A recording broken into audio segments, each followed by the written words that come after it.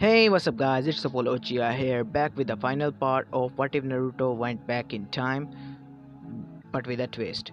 And before continuing this, I would like to thank you guys for reaching 1000 subscribers, and hopefully we can grow more in the future. And congratulations to you and to me also. And if you haven't, please leave a like and subscribe to my channel. And that's pretty much it. And before I continue this story guys, this will be the final part of this one shot. Mind I remind you that this is a one shot series, not a long term. So yeah, this is going to be the final part. Naruto and Obito sit by the lake after Naruto had managed to show Obito his memories through an empathic bond that Naruto can create via touch. The bond allowed Obito to feel what Naruto felt and saw what Naruto saw.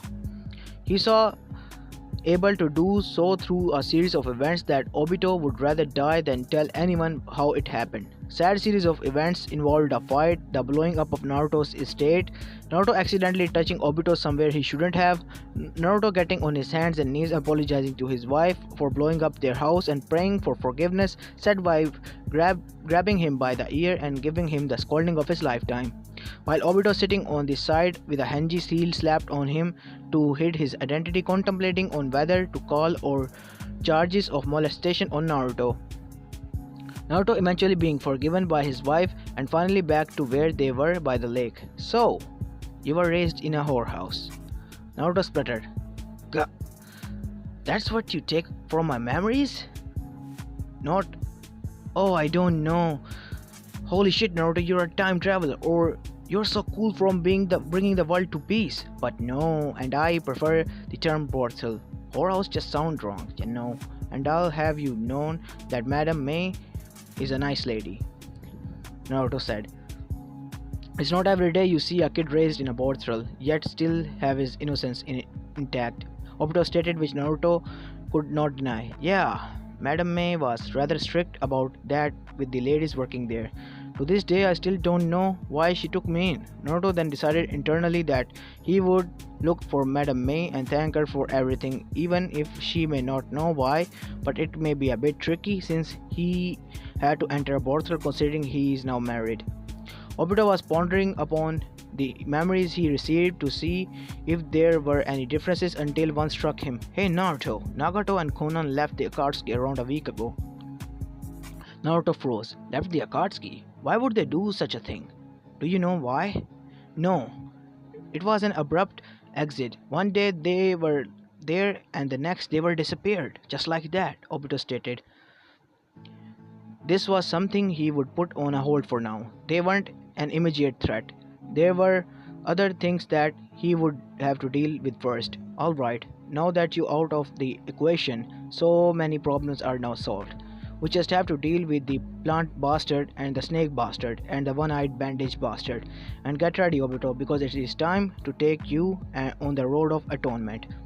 Obito can accept this. As he gets up to follow Naruto, a realization dawned on him, and a look of horror appeared on his face. Oi, you alright? Naruto wondered what happened in the 1 second he turned back to Obito. Uchiha Mikoto is my aunt, making you my uncle. Naruto stared with wide eyes before he cackles and grabs Obito in a headlock. Well then, nephew, better get on and move on. Naruto is loving his life. Link break. Sitting on a stool in the middle of the destroyed house, reading a newspaper, Mikoto asks her husband, who was cleaning up the debris he caused while their children were staying with Kushina and Minato. Anata, did you hear Danzo and Orochimaru were murdered? Though they haven't figured out by whom. Apparently they were abducting children and experimenting on them. The killer left behind evidence. Orochimaru always looked so creepy. I don't know. The wretched old man had it in him. The poor children. Mikoto looked absolutely appalled, while Naruto had a shocked look on his face. What a surprise. Naruto was never very good at lying, which caused his wife to look at him suspiciously, but waved it off. Anyways, what are we going to do? We don't have anywhere to live for the time being. Naruto had an idea, but he'd rather not see the smug grin on her face when he goes to her for help. With a sigh, Naruto realized that he has no other option. I have an idea. Link break. Kushina stood on the porch of the Hokage mansion with Minato besides her and Itachi and Haku behind them, waving at their parents. Kushina wore a smug smirk while her husband had his regular easy-go-lucky smile. Naruto looked rather put out with a pout on his face and his arm crossed at the fact that he had to ask for the help of his sworn rival slash mother. Mikoto wore a smile on her face as she waved to her children. I don't know if we should allow Naruto to stay. Mikoto's fine though, Kushina said, still with a smirk on her face until Minato nudged her hip. You all are welcome to stay here for as long as you need. Your children were a pleasure to watch overall as well, Minato stated with a soft smile, while Kushina pouted but then smiled again as she turned back to enter her house. Haku-chan, Itachi-chan, let's go finish the dangos. With that, everyone entered the house. Link break. So, Blondie-sama, what ya doing? Asked Naruto as he saw Minato in the semi-crouched position with his arm out and a look of pure concentration on his face. Minato relaxed and turned around to observe the man who disturbed him. So, you know my jutsu Rasengan? With a nod from Naruto, he continued, well, it's actually an incomplete jutsu and I'm trying to add the wind element to it. But I don't know how, Minato said frustrated. This was great news. Not the fact that his father is struggling, but the fact that he can possibly pretend to learn how to do the Rasengan and use to be famous Rasen Shuriken. Say, how about we make a deal? Minato made a gesture to that, saying, I'm listening. So Naruto carried on. If I were to help you complete your Rasengan, would you teach it to me? Naruto said, struggling to hold his grin. Minato thought for a bit about this. It honestly wasn't a bad deal. He really only gained something from the deal, and what's wrong with teaching his jutsu to someone he considered his best friend? Alright, deal. Great, Naruto grinned. So describe to me what your problem is. Minato sighed and then started. It's just that I have to concentrate on so many things at the same time. There's the rotation, the power, the shape, and adding the element all together. It's kind of like looking right and left at the same time. It just seems impossible, he finished. Naruto put on a cheeky smirk. Well, my dear simple-minded friend, I guess you're not the genius I thought you would be. Minato potted at this but Naruto ignored him. It is rather easy to look right and left at the same time, Tebayo. Naruto held his hand out to create a hand seal. Kagebunshi no Jutsu. A clone of Naruto pops up and looks to the right while the original Naruto looks to the left. See? It's rather elementary, my dear Minato. A grin appeared on Minato's face as he lunged towards Naruto and engulfed him in a hug. You are brilliant! Oh, this can make things so much easier. But I'll reward you by teaching you the Rasengan right away. Minato pulled out a water balloon, and Naruto has no idea where it came from. The first step is popping the water balloon without physically squeezing it. Placing the water balloon in Naruto's hand, he continues. So what you're supposed to do is use your chakra to circulate the water inside the balloon fast and wild, enough to pop it. Now don't be disappointed if you don't get it on your fur. But he was cut off. A loud pop interrupted Minato's lecture. Hey, I did it! Link break. Kushina had watched her husband sulk throughout the day. She finally decided to see what was up when she laid on their bed naked, and he didn't even bat an eyelash. Alright, hot stuff. What's going on? You've been brooding the whole day. Minato potted. He does not brood. 3 years it took me to create the Rasengan. I teach it to Naruto and he finishes it in a week. Is he really better than me? He childishly slumped on the chair beside his desk. Stupid men and their inferiority complexes. It was ruining her sexy time, damn it. Link break. Naruto needed an easy way to contact Obito in order to plan on how to take out Black Zetsu. It was at a time like this that he wished that he still had the Toad summons. I never actually tested it out though. What if I still do have it and it summons a Toad from my timeline? Might as well test it out. I'm pretty sure even if I don't have the contract signed, then it'll take me to the summoning world I'm most attuned to, which is probably Mount Miyaboku. Naruto bit his thumb, went through a few hand seals.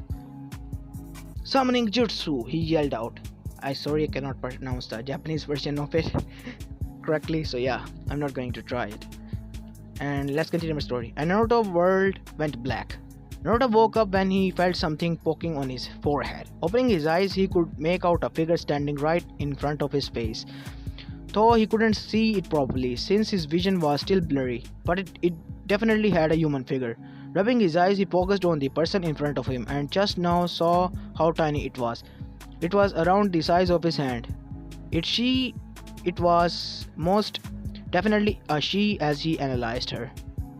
Made a squeaking noise after realizing he awoke and flew behind a tree nearby. Wait, flew? Stretching out his limbs, Naruto actually took a look of his surroundings. It was probably the most beautiful place he has ever seen. The place was so in true and nature. The plants of all kinds growing freely, the animals roaming around and not afraid of his presence. It was like a sanctuary. He saw the trees that the little creature flew behind. She was peeking her head out to watch him. Naruto put his hand up to show that he meant no harm to her. The little thing was surprisingly trusting because a second later she zoomed right in front of his face. He got a better look at her. She was wearing a green sleeveless miniskirt. She had golden blonde hair and that reminded him of his father, except it wasn't spiky but it tied in a bun. She had creamy white skin and wore green shoes with little white puffs in at a tip. The most interesting feature about her were the insect-like wings on her back and the gold dust that came while she flew. Hiya, what are you doing here? Are you a human? Are you a human? With a nod from Naruto, she continued excitedly. Wow, I never seen a human before. Grandma told me such cool stories about human. Is it true that you can breathe fire or spit water or create earthquakes? She rambled eagerly. Deciding to sate her curiosity, Naruto made a hand sign and blew a small fireball that was good enough to start a campfire. The little flying lady had stars in her eyes. Sugoi! It's too bad fairies can do cool stuff like that. But we can fly, Naruto froze. Fairies? Like from the fairy tales that he read to Haku at stories? Naruto faced deadpan. The summons he was most attuned to were fairies. His spirit animals was a fucking fairy. That's not manly at all. And he oozed manliness, goddammit. He also have pixie dust that can make people fly. Oh man. Where are my manners? The name's Tinkerbell. Nice to meet ya. Please don't tell me this place is called Neverland. Tinker yet again had star in her eyes. Wow, how did you know that? Are all humans as cool as you? Naruto puffed his chest out as a bit of his ego inflated. Maybe fairies aren't as bad as he thought. Nah, I'm one of a few kind. Anyways, my name is Uchiha Naruto de Bio. Hey, you wanna sign the fairies contract? We never had a summoner before. Naruto paused. Wait, I can sign just like that? The fairy looked rather confused. Yeah, why not? Oh, okay. Link break. Hiya, are you Uchiha Obito? I have a message from you from Naruto-sama. Obito did not even bat an eye at the little flying girl that was holding a scroll twice her size. It came from Naruto. Everything related to him was just odd. Link break. Naruto, Haku and Itachi were planning on making cupcakes for Mikoto because she was getting really cranky during her 8th month of pregnancy. It was going to be a nice little gift for her. As they were gathering the ingredients, they couldn't find the sugar anywhere. Naruto decided to go ask Kushina where it was because he was a rather frugal man and would not spend money on sugar if he didn't need to. Heading up to the master bedroom, he hears noises and gets confused, so he creeps up to the room and slowly opens it up. Naruto has seen many horrifying things in his life. He's seen Orochimaru giving a haki to a young 13-year-old Sasuke, his future son. Lee and Guy Sensei's sunset genjutsu. Black Zetsu, a woman giving birth, and so much more. But what he saw that day tops everything he's seen in his whole life and forever after. He saw his parents having sex. Closing the door quietly, he rushed into Obito's hideout, where Obito himself resided at that moment, and screamed. Link break. A month later, Naruto was found lodging in the backyard of his parents' house, with Tinkerbell in his breast pocket, watching Haku, Itachi and Shisui spar. It wasn't at this moment he heard the noise. Oh, so sexy. A wife yelled his name from inside the house, running to her side as quickly as possible, panicking from the sound of her alarmed voice. "What's wrong, Anata? My water broke." And this is where the story ends. As you can see, now for my justification of ending the story here, first of all, it's a fan fiction and it is completed. I guarantee you that. And second of all, it is that the rest of the canon story kind of doesn't matter because Obito doesn't go wild and choose the path of redemption, and they manage to kill Black Setsu, I guess. And you can say the final reasoning is that the plot armor of the story. So yeah, that's was pretty much it, and I hope you enjoyed this one shot, and I will try to find some more funny stories for you guys, because I know I have watched a lot of action and fighting and neglectful stories on YouTube about the What If Naruto's, and I'm planning on doing something different in the future, also carrying the traditional ones like neglected what ifs and as well as the super overpowered what ifs, as well as some, a different clan's what ifs. So stay tuned for that, and this is Apollo Uchiha and I'm signing out. Peace.